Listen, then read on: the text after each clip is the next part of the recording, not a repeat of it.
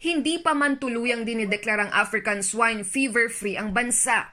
Muli na namang nangangambang mga poultry raiser matapos magpositibo sa bird flu ang mga manok sa isang farm sa Pampanga. Ang avian influenza strain o H5N6 ay nakukuha sa mga migratory birds na mula sa China at madalas bumisita sa bansa. Nakamamatay ito sa mga poultry animals, gaya ng manok na nakararanas ng sipon, pagtatae at panghihina.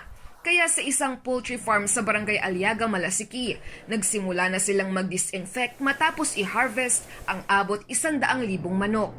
Standard procedure daw ito ng farm para masigurong malayo sa sakit ang mga manok. Mayroon kayong program dito sa anti-fly, anti-disease na yon.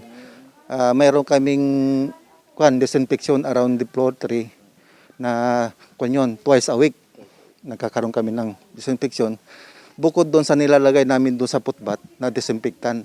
May paalala naman ng Bureau of Animal Industry ng Department of Agriculture Region 1 sa mga poultry raiser para makaiwas sa sakit ang mga alaga lalo't pabago-bago ang panahon.